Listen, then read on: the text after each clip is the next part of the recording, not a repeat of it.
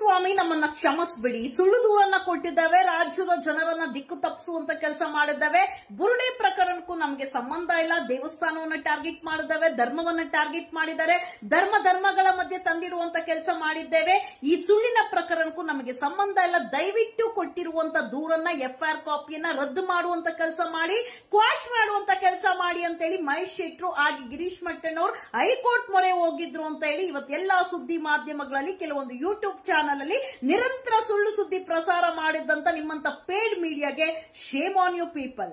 Common sense ಇಲ್ದಿರುವಂತ senseless idiots ನೀವೆಲ್ಲಾರು, senseless people ನೀವೆಲ್ಲಾರು. ಶೇಮ್ ಆಗ್ಬೇಕು ನಿಮ್ಮ ಜನ್ಮಕ್ಕೆ.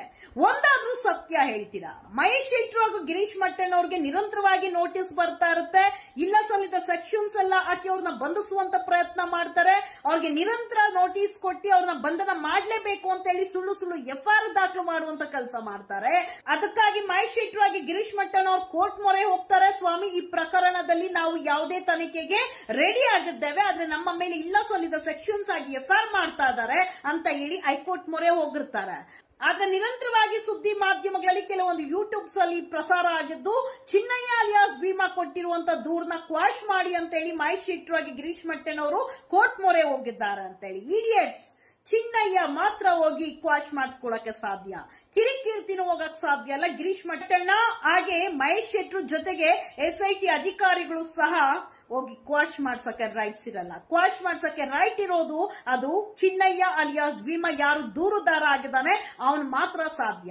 ಇಲ್ಲಿ ಯಾರು ದೂರುದಾರ ಆಗಿ ಬರ್ತಾನೆ ಅವನ್ನೇ ಆರೋಪಿ ಮಾಡ್ತಾರೆ, ಯಾರು ಹೋರಾಟಗಾರರು ಬರ್ತಾರೆ ಅವ್ರನ್ನೇ ಆರೋಪಿ ಮಾಡ್ತಾರೆ. ಇಲ್ಲಿ ಯಾರು ನಿಜವಾದ ಆರೋಪಿಗಳಿದ್ದಾರೆ ಅವ್ರನ್ನ ರಕ್ಷಣೆ ಮಾಡುವಂತ ಕೆಲಸಕ್ಕೆ ನಿರಪರಾಧಿಗಳನ್ನ ಇವನು ಆರೋಪಿ ಅಂತ ಹೇಳುವವರನ್ನ ಬಂಧಿಸುವಂತ ಕೆಲಸ, ಸುಳ್ಳು ದೂರುಗಳು ಹಾಕಿ ಪ್ರಕರಣವನ್ನು ದಾಖಲು ಮಾಡುವಂತ ಕೆಲಸ, ಕಾನೂನ ದುರುಪಯೋಗ ಮಾಡ್ತಾ ಇರುವಂತ ಅಧಿಕಾರಿಗಳು, ರಾಜಕಾರಣಿಗಳು. ಧಿಕ್ಕಾರ ನಿಮ್ಗೆಲ್ಲಾರ್ಗು.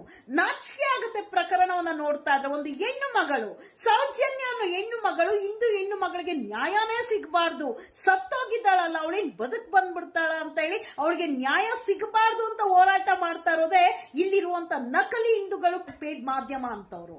ಅಲ್ಲೊಬ್ಬ ಯಾವನು ಯೂಟ್ಯೂಬ್ ಅವನಿದಾನೆ, ಹಂಟ್ ಅಂತೆ, ಅವನಿಗೊಂದು ಕಂಟೆಂಟ್ ಬೇಕು, ಇವನಿಗೊಂದು ಮೈಕ್ ಹಿಡಿದು ಇಲ್ಲ ಸಲ್ಲದ ಸುದ್ದಿಗಳು. ಕಾಮನ್ ಸೆನ್ಸ್ ಇದೆಯೇನ್ರು ನಿಮ್ಗೆ ಯಾರಿಗಾದ್ರೂ?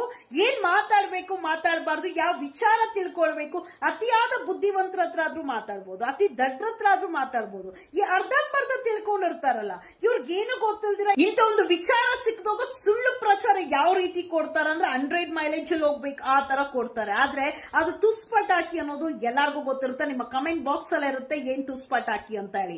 ಸೌಜನ್ಯ ಪ್ರಕರಣವನ್ನೇ ಮುಚ್ಚಾಕ್ಬೇಕು, ಸೌಜನ್ಯ ಪ್ರಕರಣವನ್ನೇ ನಿಲ್ಲಿಸಬೇಕು, ಸೌಜನ್ಯ ಹೆಸರೇ ಸೈಲೆಂಟ್ ಮಾಡಿ ಬಿಸಾಕ್ಬೇಕು. ಅಂತಿಮವಾದ ನಿರ್ಧಾರ, ಇದಕ್ಕೆ ಅಂತ್ಯ ಕೊಡ್ಲೇಬೇಕು ಅಂತ ಹೇಳಿ ಏನ್ ಪಣ ತೊಟ್ಟಿ ನಿಂತಿದ್ದೀರಾ? ಸೌಜನ್ಯದ ಶಕ್ತಿ ಏನು ಅನ್ನುವಂಥದ್ದು ಅತ್ಯಾಚಾರಿಗಳಿಗೆ ಗೊತ್ತದ, ಆರೋಪಿಗಳಿಗೆ ತುಂಬಾ ಚೆನ್ನಾಗಿ ಗೊತ್ತದ. ಕೋಟಿ ಖರ್ಚು ಮಾಡಿರುವಂತ ಆರೋಪಿಗಳಿಗೆ ಗೊತ್ತಾಗ್ಬೇಕು ಸೌಜನ್ಯದ ಶಕ್ತಿ ಏನು, ಅವಳು ಎಷ್ಟು ಖರ್ಚು ಮಾಡಿಸ್ತಾ ಇದ್ದಾಳೆ, ಎಷ್ಟು ಹಾಳು ಮಾಡ್ತಾ ಇದ್ದಾಳಂತ. ಗಂಟು ಖಾಲಿ ಆಗ್ಲಿ, ಎಲ್ಲವನ್ನು ಕಟ್ಕೊಳ್ಳಿ ಮೂಟೆ. ಕರ್ಮ ಬರುತ್ತೆ ಸಮಯಕ್ಕೆ, ಒತ್ಕೊಂಡು ಹೋಗುವಂತ ಸಮಯದಲ್ಲಿ ಗಂಟು ಬರೋದಿಲ್ಲ. ನೀವು ಅಭಿಮಾನಿಗಳು ಬಳಗಾನು ಇರೋದಿಲ್ಲ. ಬೆಂಬಲಿಗರಾಗಿ ಯಾರು ಇವಾಗ ಪೇಡ್ ಮೀಡಿಯಾ ನಿಂತಿದ್ದಾರಲ್ಲ ನಿಮ್ಗೂ ಸಹ ಪೇಮೆಂಟ್ ಆಗೋದಿಲ್ಲ. ಆಗ ಕರ್ಮ ಎಳ್ಕೊಂಡು ಹೋಗ್ತಾ ಇರುತ್ತೆ, ಜೊತೆಗೆ ನಿಮ್ನೂ ಸಹ ಎಳಿಬಹುದೇನೋ ನೋಡ್ಕೊಳ್ರಿ. 3 ವರ್ಷದಿಂದ ನಿರಂತರವಾಗಿ ಸೌಜನ್ಯ ವಿಚಾರದಲ್ಲಿ ಹೋರಾಟ ಮಾಡ್ಕೊಂಡ್ ಬರ್ತಾ ಇರುವಂತ ಮಹೇಶ್ ಶೆಟ್ರು ಮೇಲೆ ಇಲ್ಲ ಸಲ್ಲಿದ ಆರೋಪ, ರೌಡಿ ಶೀಟರ್ ಎಲ್ಲವನ್ನೂ ಹಾಕಿದ್ರಿ. ಅವ್ರನ್ನ ಒಂದು ಕೆಟ್ಟ ವ್ಯಕ್ತಿ ಅನ್ನೋ ತರ ಬಿಂಬಿಸುವಂತ ಕೆಲಸ ಮಾಡ್ತಾ ಇರುವಂತ ಪೇಡ್ ಮೀಡಿಯಾಸ್, ರಾಜ್ಯವನ್ನ ಆಳ್ತಾ ಇರೋಂಥವ್ರು, ದೇಶವನ್ನ ಆಳ್ತಾ ಇರೋರು ಸಹ ಕ್ರಿಮಿನಲ್ ಬ್ಯಾಕ್ ಗ್ರೌಂಡ್ ಇರುವಂತವ್ರೆ. ಯಾರು ಕ್ರಿಮಿನಲ್ ಕೇಸಸ್ ಇದೆ ಅವ್ರ ಜೊತೆ ಓಡಾಡಬೇಡಿ ಅಂತೀರಾ? ನಿರಂತರವಾಗಿ ರಾಜಕಾರಣಿಗಳ ಜೊತೆ ಇರುವಂತ ಕಾರ್ಯಕರ್ತರೆ, ರಾಜಕಾರಣಿಗಳ ಮೇಲೇನು ಸಹ ಕ್ರಿಮಿನಲ್ ಕೇಸಸ್ ಇದೆ, ಅವ್ರ ಜೊತೆನೂ ಓಡಾಡಬೇಡಿ ಅಂತ ಹೇಳ್ತಾರ SP ಸಾಹೇಬ್ರು. ಸತ್ಯವನ್ನ ಮಾತಾಡಕ್ಕೆ, ಸತ್ಯದ ಪರ ಹೋರಾಟ ಮಾಡಕ್ಕೆ ನಮ್ಮ ಬಾಬಾ ಸಾಹೇಬ್ ಅಂಬೇಡ್ಕರ್ ಅವರು ಹೇಳಿದ್ದಾರೆ, ಎಲ್ಲಿ ಅನ್ಯಾಯ ಆಗ್ತದೆ, ಎಲ್ಲಿ ನ್ಯಾಯ ಸಿಗ್ತಾ ಇಲ್ಲ, ನಮ್ಗೆ ಸತ್ಯ ಗೊತ್ತಿದ್ರೂ ಸಹ ಮೌನವಾಗಿರೋದು ಬೇಡ, ಹೋರಾಟದ ಮೂಲಕ ಜಯ ಗಳಿಸುವಂತ ಕೆಲಸ ಮಾಡಬೇಕು. ಹೋರಾಟಕ್ಕೆ ಸಜ್ಜಾಗಿ ಹೋರಾಟ ಮಾಡಿ ಸತ್ಯವನ್ನ ಗೆಲ್ಲಿಸುವಂತ ಕೆಲಸ ಮಾಡಿ. ಬಾಬಾ ಸಾಹೇಬ್ ಅಂಬೇಡ್ಕರ್ ಅವರು ಹೋರಾಟದ ಬಗ್ಗೆ ಹೇಳಿದ್ದಾರೆ. ಇವತ್ತು ಹೋರಾಟಗಾರರ ಮೇಲೆ ಸುಳ್ಳು ಕಂಪ್ಲೇಂಟ್, ಸುಳ್ಳು ದೂರು, ಕಾನೂನು ದುರುಪಯೋಗ ಅಂತ ಅಂದ್ರೆ ನಮ್ಮ ಸಮಾಜ ಬಂದು ಎಲ್ಲಿ ನಿಂತಿದೆ? ಮುಂದಿನ ಪೀಳಿಗೆ ಬದುಕ್ತಾರ? ಬದುಕಕ್ ಸಾಧ್ಯನಾ?